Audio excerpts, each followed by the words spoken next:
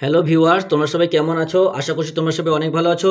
আজকে আমি তোমাদেরকে চতুর্থ শ্রেণীর পাতাবাহার পূর্ণলতা চক্রবর্তী লেখা ছেলেবেলা দিনগুলির প্রশ্ন উত্তরগুলো সমাধান করে দেখাবো। তোমরা ভিডিওটা প্রথম থেকে শেষ পর্যন্ত মন দিয়ে দেখো, ঠিক আছে? আগের দিন আমি গল্পগুলো পড়িয়ে দিয়েছি, গল্পটা সুন্দর করে বুঝিয়ে দিয়েছি। যারা এখনো দেখোনি, আজকে ভিডিও ডেসক্রিপশন বক্সে প্লেলিস্টে লিঙ্ক দেওয়া আছে, ওখানে ক্লিক করে ভিডিওগুলো দেখে নাও। এই গল্পটির প্রশ্ন তো দুটো পার্টে হবে। আমি প্রথম পার্টে 9 দাগ পর্যন্ত সমাধান করে দেখাবো এবং দ্বিতীয় পার্টে বাকিগুলো সমাধান করে দেখাবো, ঠিক আছে? তাহলে দেখো, ভিডিও শুরু করার আগে তোমাদের কাছে একটা ছোট্ট অনুরোধ, যারা এখন আমাদের এই চ্যানেলটাকে সাবস্ক্রাইব করোনি প্লিজ চ্যানেলটাকে সাবস্ক্রাইব করে দিও, আর যারা সাবস্ক্রাইব করে রেখেছো তাদেরকে অসংখ্য অসংখ্য ধন্যবাদ।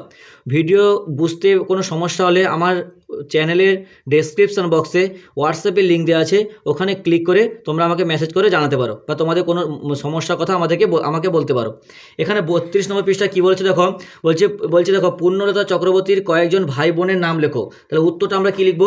এভাবে লিখবো, পূর্ণলতা চক্রবর্তীর কয়েকজন ভাই বোনের নাম হলো সুকুমার রায়, সুবিনয় রায়চৌধুরী, সুখলতা রাও ইত্যাদি।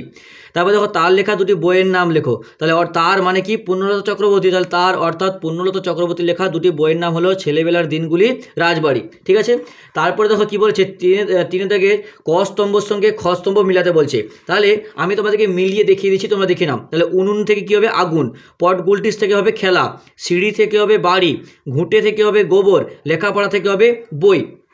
তারপর দেখো 4 নম্বর দাগের নিচের এলোমেলো শব্দগুলিকে সাজিয়ে লেখো। আমাদের এই যে শব্দগুলো দেওয়া আছে, এগুলো এলোমেলো দেওয়া আছে, এগুলোকে আমাদেরকে সাজিয়ে লিখতে হবে। তাহলে প্রথমটা হবে লেখাপড়া, লয়কার খয়াকার, লেখা পড়াকার পড়া, লেখাপড়া। তারপরটা হবে পট গুলটিস, পট ও পট গয়সুল ও গুল টয়সু তারপর পট গুলটিস। তারপরটা হবে পুতুল ঘর, পয়সু তয়সুল ও পুতুল ঘর ঘর পুতুল ঘর। তারপর দেখো নাম করা, দন্তনাকার নাম কর আকার করা, নাম করা। তারপরটা হবে গুরু গম্ভীর, গয়সু রসু গুরু, গ ময় দীর্ঘই র গম্ভীর, গুরু গম্ভীর। তারপর দেখো 5 নম্বরে কী বলছে, বন্ধনীর মধ্য থেকে সঠিক উত্তরটি বেছে নিয়ে আবার লেখো। তাহলে সঠিক উত্তর যেটা হবে সেটা বেছে নিয়ে আমাদের কিন্তু আবার পুনরায় লিখতে বলছে। তাহলে 5-এর 1 হবে দেখো, মা সুন্দর করে উত্তর হবে 2 তলা পুতুল ঘর সাজিয়ে দিয়েছিলেন। তাহলে 2 উত্তর হবে, তাই 2 লিখে তার নিচে একটা আন্ডারলাইন করে দিয়েছি। তারপর দেখো, তোমাকে দেখছি এবার লোহার বালা গড়িয়ে দিতে হবে। তাহলে কি লোহার উত্তর হবে, লোহার নিচে আমি একটা সুন্দর করে আন্ডারলাইন করে দিয়েছি, ঠিক আছে? তারপর দেখো 3 থেকে হাতকড়ি পরায় পুলিশ। তাহলে পুলিশ হবে, তার নিচে একটা আন্ডারলাইন করে দিয়েছি। কেমনভাবে লিখেছি এরকম করে তোমরাও কিন্তু পরীক্ষা হলে লিখবে। হযবরল হলো একটি বই, বই উত্তর হবে, তাই বই লিখে তার নিচে একটা আন্ডারলাইন করে দিয়েছি।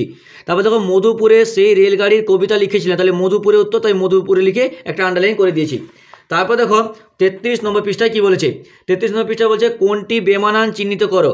বলছে 6 দাগের 1, ঘুঁটে, উনুন, কামান, রান্নাঘর। এখানে কোনটা বেমানান, মানে এই 4টা আছে, একটা হচ্ছে বেমানান, মানে একটা বাকি 3টের সঙ্গে মিল থাকবে না। তাহলে দেখো এখানে কী হবে, কামান। ঘুঁটেটা কি? উনুন, রান্নাঘর, এগুলো কি রান্নাঘরের মধ্যে থাকে, আর কামানটা বাইরে থাকে, তাহলে কামান হবে মানে বেমানান। তারপর দেখো সিঁড়ি, চিলেকোঠা, বারান্দা, বাজার। তাহলে কী হবে? বাজার, বাজার হবে, বাজার নিচে আন্ডারলাইন করে দিয়েছি। তারপর দেখো আলমারি, হাতকড়ি, চোর, পুলিশ। এগুলো কি? চোর পুলিশের সঙ্গে চোরের খেলা, এখানে দেখো আলমারিটা বেমানান। তারপর দেখো জ্যাঠা, দাদা, বাবা, কাকা, উত্তর হবে দাদা। তারপর দেখো 7 নম্বরে কী বলছে, ঘটনাক্রম অনুযায়ী সাজাও। এখানে আমাদেরকে ঘটনাটা পরপর সাজাতে, যেমন আছে উলটপালট ঘটনা দেওয়া আছে, আমরা যে গল্পের মধ্যে পড়ে এসেছি, আমাদেরকে পরপর কিন্তু লিখতে হবে। তাহলে প্রথমে 1 নম্বর দাগে দিয়ে হবে 7-এর 1, দেখতে দেখতে ছাত্রা কাদার ঘুঁটেতে ভর্তি হয়ে গেল। এটা 1 নম্বর দাগে। 2 নম্বর দাগে হবে খাওয়া সেরে এসে দেখি পুতুল ঘরে সে এক অগ্নিকাণ্ড। এরকম পরপর তোমরা কিন্তু সাজিয়ে সাজিয়ে লিখবে, বা বইয়েও পরপর এখানে দেখে দেখে দাগ নাম্বার মারতে পারো।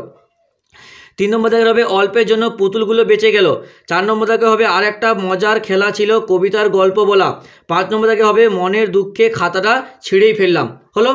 এবার দেখো 8 নম্বর দাগে কী বলছে, শব্দজুড়ি থেকে ঠিক শব্দটি বেছে নিয়ে শূন্যস্থান আমাদেরকে পূরণ করতে বলছে। এখানে শব্দজুড়ি যেটা আছে এখান থেকে নিয়ে এখানে শূন্যস্থান পূরণ করতে হবে। তাহলে প্রথমে উত্তর হবে জেঠ মশাইকেও বাড়ির ছেলেরা ভীষণ কি ভয় করতো, ভয় উত্তর হবে, তাই ভয় লিখে একটা আন্ডারলাইন করে দিয়েছি, বা ড্যাশ পূরণ এখানে দেওয়া ছিল, তাই সেখানে ভয় লিখে দিয়েছি।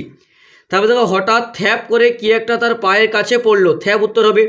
তারপর দেখো একতা বাঘের গলায় ফুটেছিল অস্থি, অস্থি উত্তর হবে, তাই অস্থি লিখে একটা আন্ডারলাইন করে দিয়েছি, আর বা আন্ডারলাইন আছে, তার নিচে একটা উত্তরটা অস্থি লিখে দিয়েছি। এগুলো কোথা থেকে পাচ্ছি? এই শব্দজুড়ি থেকে।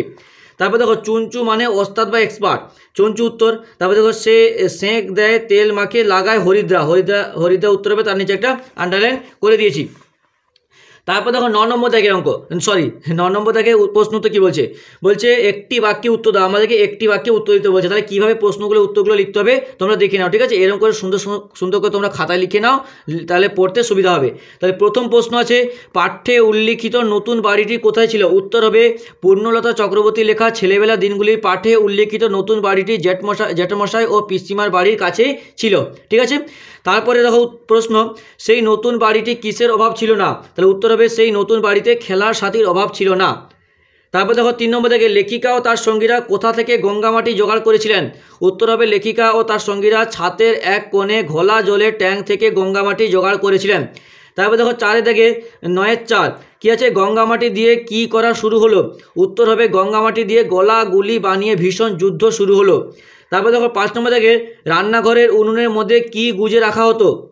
উত্তর হবে, এরভাবে উত্তর লিখবে, পূর্ণলতা চক্রবর্তী লেখা ছেলেবেলার দিনগুলি গল্পে রান্নাঘরে উনুনের মধ্যে কাদার গুলি গুজে রাখা হতো।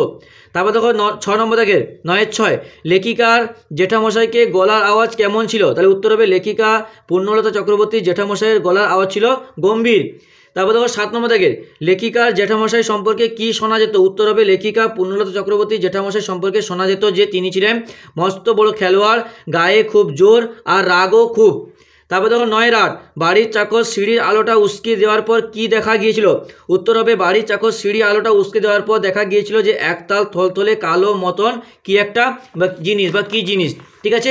উত্তরগুলো তোমরা দেখে নাও, এভাবে কিন্তু সুন্দর করে তোমাদেরকে লিখতে হবে। তারপর দেখো ছোটদের পুতুলের বিয়েতে কেমন খাওয়া দাওয়া হতো? উত্তর হবে ছোটদের পুতুলের বিয়েতে ছোট ছোট পাতায় করে ছোট ছোট লুচি মিষ্টি ইত্যাদি খাওয়া দাওয়া হতো। তারপর দেখো 10 নম্বর থেকে প্রশ্ন আছে, দোতলা পুতুল ঘর কে সুন্দর করে সাজিয়ে দিয়েছিলেন? উত্তর হবে দোতলা পুতুল ঘর মা সুন্দর করে সাজিয়ে দিয়েছিলেন, ঠিক আছে? এবার দেখো 34 নম্বর পৃষ্ঠায় 10 নম্বর থেকে কিছু প্রশ্ন আছে। তাহলে এখানে কি, তাহলে দেখো 11 নম্বর থেকে কী প্রশ্ন আছে, কোন খেলার সময় লেখিকা ও তার ভাই বোনদের মন হালকা খুশিতে ভরে উঠত? উত্তর হবে রাগ বানানোর খেলার সময় লেখিকা ও তার ভাই বোনদের মন হালকা খুশিতে ভরে উঠত। তারপর দেখো 9-12, কীভাবে লেখিকার বালা ভেঙে গিয়েছিল? উত্তর হবে চোর পুলিশ খেলার সময় লেখিকার হাতে সাপ মুখো বালা ছিল, তার একটা মুখ টেনে ফাঁক করে অন্য বালাটা তার ভিতর দিয়ে গলিয়ে দিব্যি হাতকড়ি বানিয়ে দাদা লেখিকাকে ধরে নিয়ে চলল। সেই সময় লেখিকা এক ঝটকায় হাত ছাড়াতে গিয়েছে, এমন সময় লেখিকার নতুন বালা ভেঙে গিয়েছিল। তারপর দেখো 13 নম্বর থেকে, পুতুল ঘরে কীভাবে আগুন লেগেছিল? উত্তর হবে পুতুল ঘরে ছোট্ট রঙিন মোমবাতি জেলে সবাই খাবার খেতে নিচে চলে এসেছিল, তারপর খাওয়া দাওয়া সেরে এসে দেখে পুতুল ঘরে আগুন লেগে গিয়েছিল, ঠিক আছে?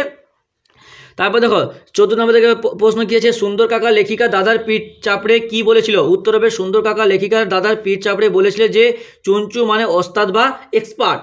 তারপর দেখো 15 নম্বর থেকে প্রশ্ন, লেখিকার দাদার প্রথম কবিতার নাম কি? উত্তর হবে লেখিকার দাদার প্রথম কবিতার নাম হলো নদী। তারপর দেখো 16 নম্বর থেকে প্রশ্ন, তার দ্বিতীয় কবিতা দাদা কত বছর বয়সে লিখেছিলেন? উত্তর হবে তার অর্থাৎ লেখিকা দাদার দ্বিতীয় কবিতাটি 9 বছর বয়সে লিখেছিলেন। তারপর দেখো 9 নম্বর থেকে লাস্ট প্রশ্ন, লেখিকার বাবা বিদেশ থেকে কি পাঠাতেন? উত্তর হবে লেখিকার বাবা বিদেশ থেকে মজার মজার ছবি আর পদ্ম আমাদের চিঠি লিখে পাঠাতেন, ঠিক আছে? আজকে আমি প্রথম পার্টে এতটা পর্যন্ত করালাম, কারণ পুরোটা করালে ভিডিওটা অনেকটা বড় হবে, তাতে তোমাদের বোরিং ফিল হতে পারে বা বোর লাগতে পারে। তাই এতটা ভালো করে পড়ো, পরের দিন পরের পার্টে আমি তোমাদেরকে 10 থেকে বাকিটা যতটা আছে পুরোটাই সমাধান করে দেখাবো। তাহলে ভিডিওটা লাইক করে তোমার অন্যান্য বন্ধুদের মধ্যে শেয়ার করে দিও প্লিজ।